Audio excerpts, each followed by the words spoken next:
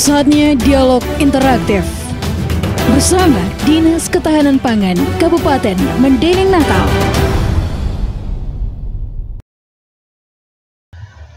Assalamualaikum warahmatullahi wabarakatuh. 102,6 FM Sastrasi Suara Satu Kata Penuh Makna Pasti Selalu di Hati. Senang rasanya kita kembali bersua di program spesial talk show Dialog Interaktif bersama Dinas Ketahanan Pangan Kabupaten Mendeling Natal. Di pagi hari ini kita sudah kedatangan tamu kita sebagai narasumber di sini, yaitu Ibu Nur Laila SP, Kabid Konsumsi dan Keamanan Pangan Dinas Ketahanan Pangan Kabupaten Mendeling Natal. Di hari ini atau di segmen ini kita akan mengangkat tema meningkatkan keamanan pangan pada masyarakat. Dan di sini kami mengucapkan terima kasih atas kebersamaan Anda di program ini. Baik sahabat Istat FM dimanapun Anda berada, dapat mendengarkan, mengikuti program ini atau dialog ini di frekuensi kita 102,6 FM atau di semua media sosial kita, termasuk juga di live streaming kita di www.statfmmadinah.com. Selamat pagi Ibu Nur Laila. Selamat pagi Pak. Pagi sehat ya Bu ya. Amin. Mudah-mudahan pagi ini pagi yang menyenangkan untuk kita semua gitu ya. Hari ini kita dapat berdiskusi ya dengan meningkatkan keamanan pangan pada masyarakat ya. Sehari-hari memang kita bekerja bergelut dengan pangan ya Bu ya. Iya Pak ya. Nah, apakah yang dimaksud dengan keamanan pangan sebagai judul topik dialog kita pada pagi ini ya gitu ya. Apakah keamanan pangan itu cukup penting untuk kita bicarakan gitu? Oh iya Pak ya. Kira-kira dia. Untuk menyamakan persepsi kita ya Pak ya. Ya. Tentu kita kembali ke dasar hukumnya, yakni Undang-Undang Nomor 18 Tahun 2012 tentang pangan. Menurut Undang-Undang Nomor 18 Tahun 2012 tentang pangan, maksud keamanan pangan adalah kondisi dan upaya yang diperlukan untuk mencegah pangan dari kemungkinan cemaran biologis, kimia, dan benda lainnya yang dapat mengganggu, merugikan, dan membahayakan kesehatan manusia, serta tidak bertentangan dengan agama, keyakinan, dan budaya masyarakat sehingga aman untuk dikonsumsi. Itulah yang disebut dengan keamanan pangan gitu ya. Terhindar dari pencemaran secara biologis, dari kimia, kemudian yang tentu yang dapat mengganggu dan merugikan, yang membahayakan kesehatan manusia Bu ya. Nah, keamanan pangan ini sangat penting tentunya ya kita angkat sebagai topik dialog kita di sini ya Bu ya. Nah, mengingat masih banyaknya kasus-kasus keamanan pangan yang masih terjadi pada masyarakat. Kejadian atau kasus keracunan makanan itu seringkali ya Bu ya. Kenapa bisa terjadi seperti itu kadang-kadang? Kejadian atau kasus keracunan makanan itu Pak, karena mengkonsumsi makanan yang tidak aman, sering terjadi di masyarakat. Kejadian-kejadian ini menunjukkan bahwa keamanan pangan di masyarakat masih menjadi masalah utama yang harus dihadapi. Karena seiring dengan meningkatnya pengetahuan dan kesadaran akan kesehatan terhadap pangan yang dikonsumsi, mengkonsumsi pangan yang aman merupakan hal yang paling diperhatikan oleh produsen dan konsumen. Itu gambaran seperti apa saja pencemaran pangan kita secara kimia itu? Apa saja gambarannya itu? Bisa menjelaskan? Misalnya untuk pakai zat pewarna atau bagaimana? Pakai zat pewarna itu biasanya dipakai untuk pakaian. Ini dikasih makanan. Dikasih ke makanan pakai zat pewarna. Apa saja jenisnya lagi? Kemudian pakai zat pewarna, itu pengawet. Iya, gitu pakai ya, pengawet, pakai pemanis buatan. Pemanis buatan ya. Iya. Itu induk kulo ya, itu ya, itu sari manis ya. Sari manis. Itu nggak bagus ya Bu ya. Nggak boleh Pak. Nah, itu yang harus kita kita antisipasi untuk tidak terjadi pencemaran ya, untuk keamanan pangan itu Pak ya. Iya. Apa yang sudah dilakukan terkait dengan itu? Ini misalnya Ini kita sosialisasikan ke sekolah-sekolah.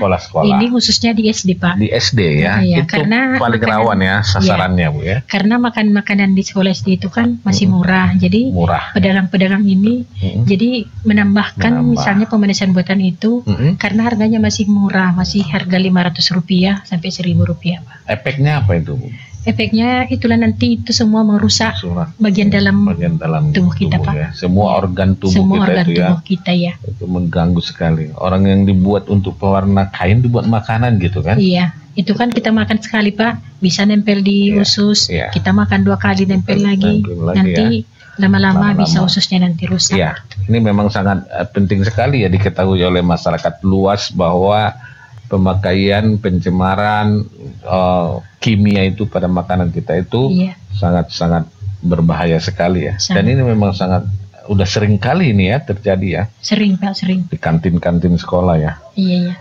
Baik, Bu, kita memang beberapa hal yang perlu dicegah agar pangan kita aman.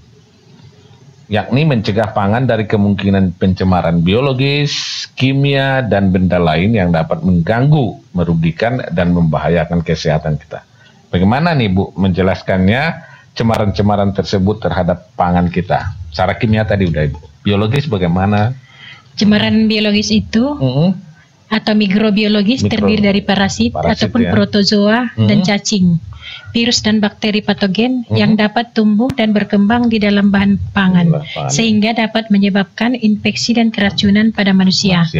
Beberapa bakteri patogen juga dapat menghasilkan toksin ataupun racun sehingga jika toksin tersebut terkonsumsi oleh manusia dapat menyebabkan intoksikasi. Ya. Jadi kalau cemaran kimia itu di samping yang tadi juga disebab adanya bahan kimia yang dapat menimbulkan terjadinya itu. Iya, yang dapat terjadinya intoksinasi. Bahan kimia penyebab keracunan seperti logam berat. Umumnya berasal dari cemaran industri residu pestisida, hormon dan antibiotik. Terbentuknya toksin akibat pertumbuhan dan perkembangan jamur atau kapan penghasil toksin juga termasuk dalam bahaya kimia. Beberapa jamur ataupun penghasil toksin mikotoksin adalah Aspergillus sp, Penicillium sp, dan Fusarium sp yang dapat menghasilkan aflatoksin, patulin, ochratoxin, zearalenone, dan ochratoxin.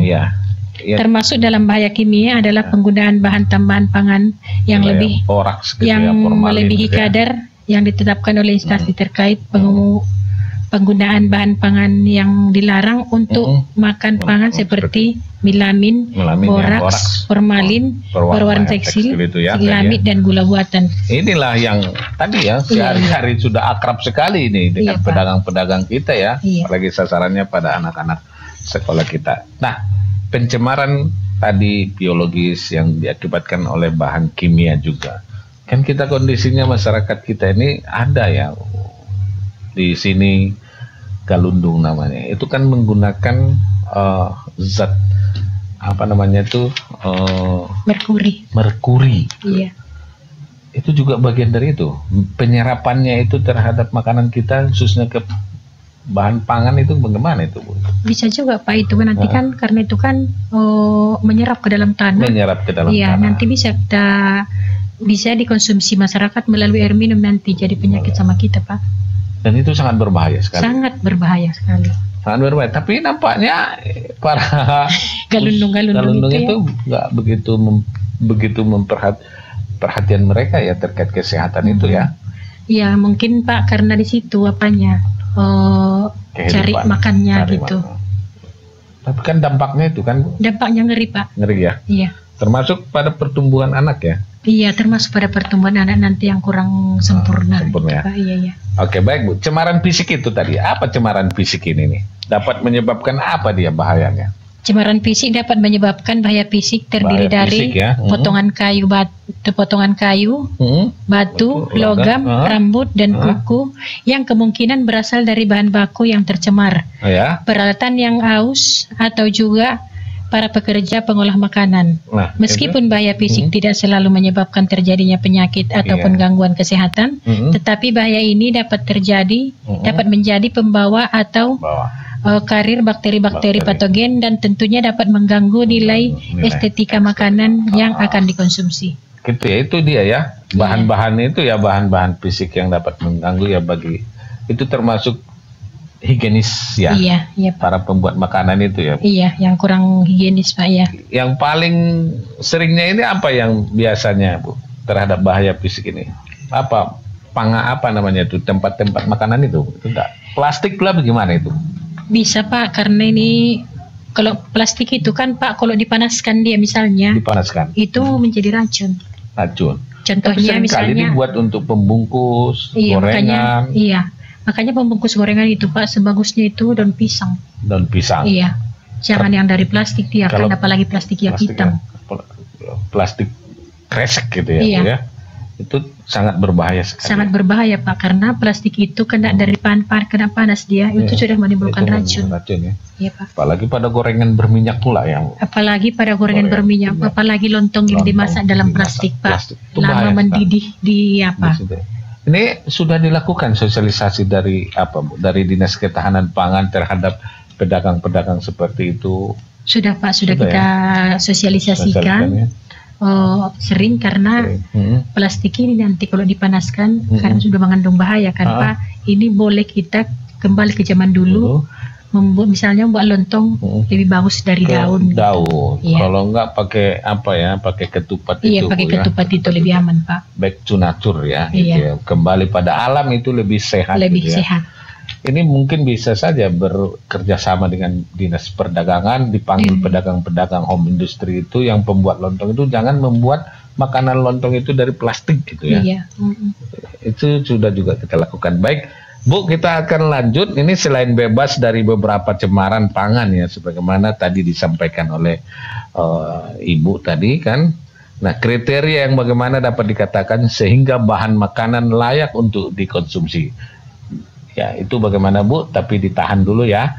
Nanti Ibu jelaskan setelah pesan-pesan ini, tetap di Dialog Interaktif bersama Dinas Ketahanan Pangan Kabupaten Mandailing Natal. Dialog Interaktif bersama Dinas Ketahanan Pangan Kabupaten Mandailing Natal.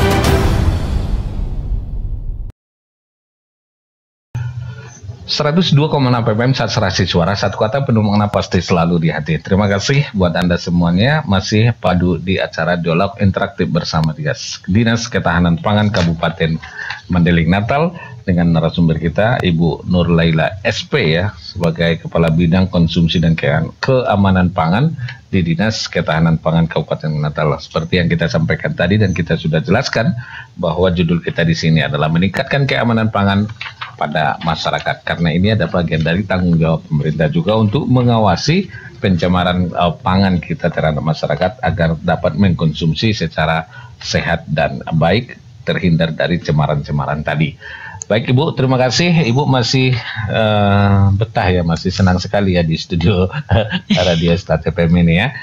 Nah, kita lanjut ke pertanyaan tadi. Selain bebas dari beberapa cemaran ya, cemaran pangan sebagaimana tadi yang sudah kita bahas, kita diskusikan. Nah, kriteria yang bagaimana dapat dikatakan sehingga bahan makanan layak untuk dikonsumsi.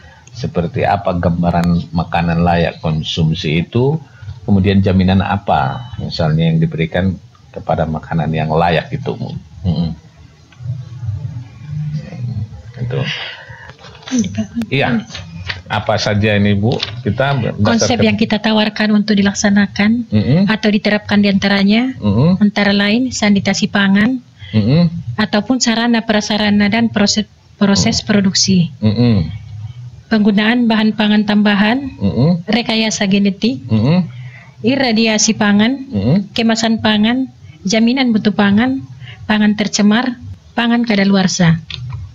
Itulah yang layak dikonsumsi ya Bu ya. Konsep apa yang ditawarkan itu dilaksanakan agar dapat dilaksanakan konsepnya itu sanitasi pangan ya. Sanitasi pangan yang dimaksud sarana prasarana dan proses produksinya ya. Iya Pak. Itu semua peralatan-peralatan yang terkait dengan produksi pangannya ya. Iya Pak. Kemudian penggunaan bahan tambahan ya, Iya Pak. Ini dari mana saja penggunaan bahan tambahan pangan ini? Ini misalnya penyedap ya Pak ya. Misalnya dari petsin. Petsin itu nggak bagus. Nggak bagus. Kalau kita biasanya makan bakso itu kan, dikasihnya hanya semangkok bakso, dikasihnya petsin 1 sendok, itu Pak sangat berbahaya sekali. Berbahaya sekali. Iya.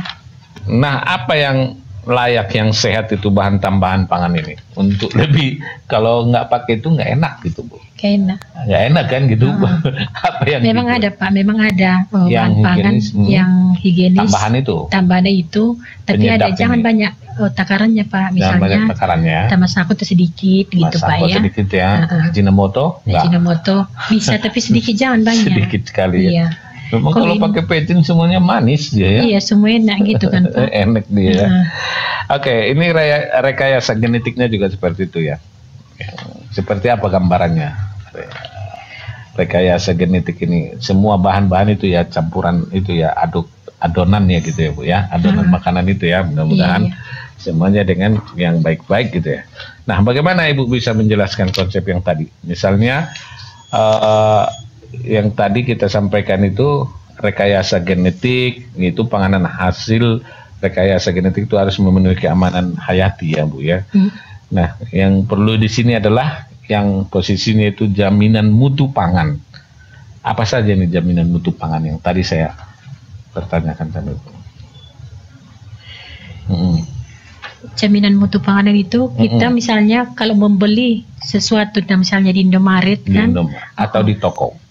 Kita tengok masa kadaluarsanya, apakah masih aman tanggalnya. Kita harus teliti Pak di situ. Lebih teliti lagi ya kepada masyarakat. Apa bahannya itu kan, bahan tambahannya itu kan ada apa ya? Gula ini gitu ya Bu, tepung apa gitu. Penyedapnya apa gitu.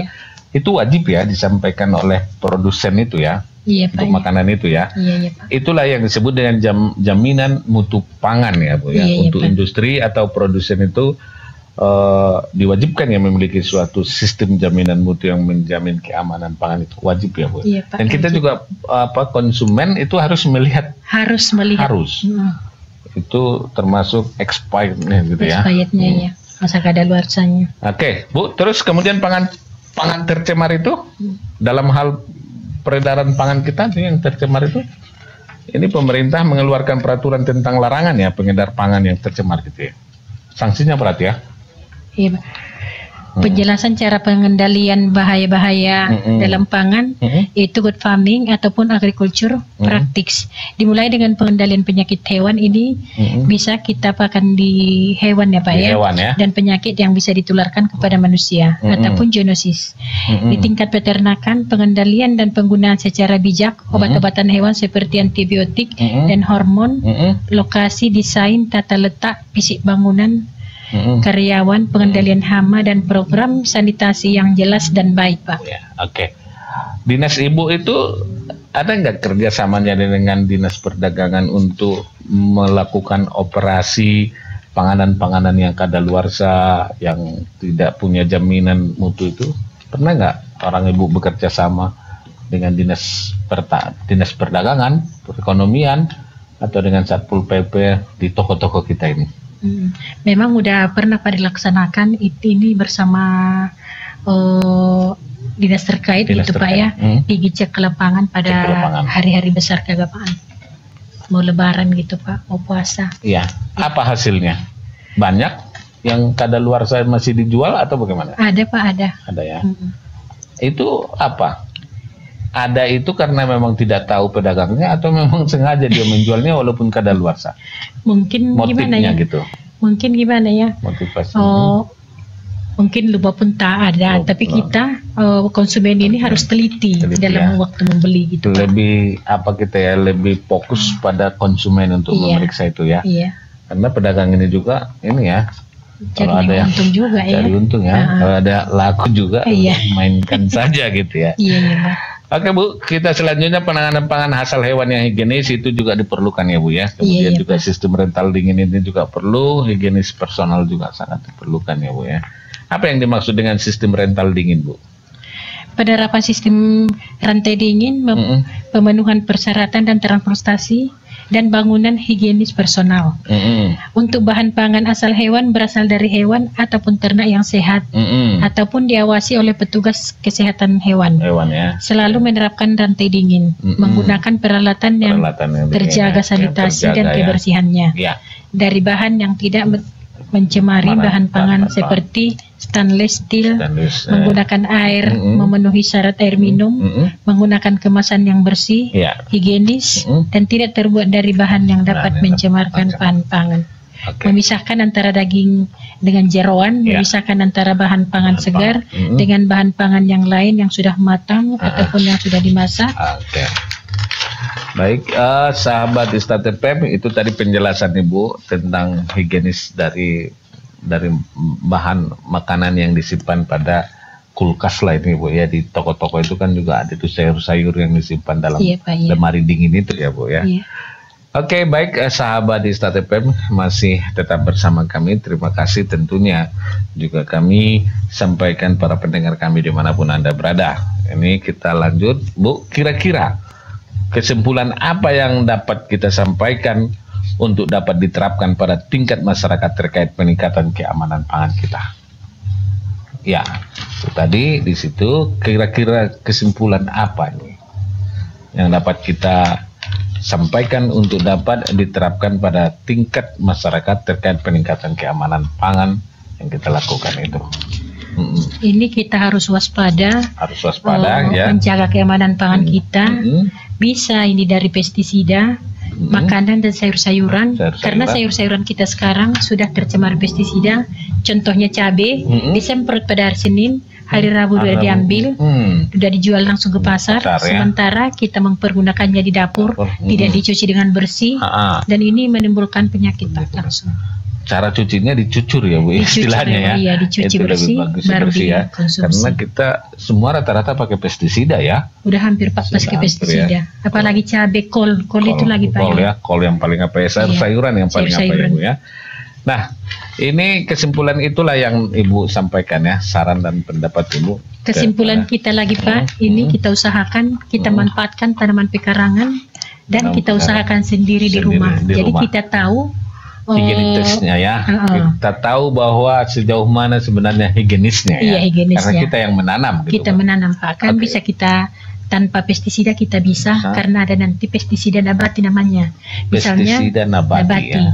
Bisa, misalnya nanti kan kita tanam cabai, ada keriting, ini nanti bisa kita semprot dengan tembakau yang telah dicairkan, kita semprot, itu lebih aman Pak. Itu lebih aman ya, tidak pakai pestisida. Itu bagian dari pengamanan pangan kita sendiri ya, dan memanfaatkan pekarangan ya. Jadi nanti pupuknya misalnya kita bisa kita buat dari hasil ternak kita tanam sendiri, sayur kita, itu Pak upaya yang kita laksanakan. Dan ya terakhir Ibu, saran Ibu sama masyarakat juga untuk mempergunakan pekarangan itu ya, dengan sistem ada sayuran yang pakai poliponik ya, apa ya Bu? Ini bisa Pak kita laksanakan di pekarangan, bisa berupa polybag, bisa berupa hidroponik, dan ini bisa kita ciptakan pekarangan kita itu seindah mungkin tanpa bunga. Lebih cantik nanti Pak tanaman daripada bunga. Ya. Oke, itu saja yang bisa Ibu sampaikan. Terakhir ya Bu. Terima kasih atas kehadirannya di studio, telah memberikan pencerahan dan juga adalah sosialisasi kepada pendengar kita. Dan ini kita berharap bermanfaat, tentu lebih waspada. Kita berharap pada masyarakat lebih waspada dan lebih teliti untuk mengkonsumsi makanan-makanan pangan. Ya tentu juga kalau dia dalam bentuk kemasan atau hasil industri, lebih teliti dan lebih hati-hati memeriksa kadaluarsa dari pangan itu sendiri. Kemudian untuk selalu mengkonsumsi makanan yang higienis, tidak tercemar dari kimia, tidak tercemar dari cemaran fisik tadi, dan juga cemaran-cemaran baik itu zat pewarna dan lainnya. Terima kasih atas kebersamaan ini. Kita akan kembali berjumpa di program berikutnya bersama dengan Dinas Ketahanan Pangan Kabupaten Mandailing Natal. Sekaligus kami mohon maaf atas segala kesalahan jika ada yang tidak berkenan di hati Anda semuanya. Kami mohon diri dan akhir kalam. Wassalamualaikum warahmatullahi wabarakatuh. Horas. Demikian dialog interaktif bersama Dinas Ketahanan Pangan Kabupaten Mendiling Natal. Nantikan dialog interaktif selanjutnya. Persembahan Stat 102,6 FM.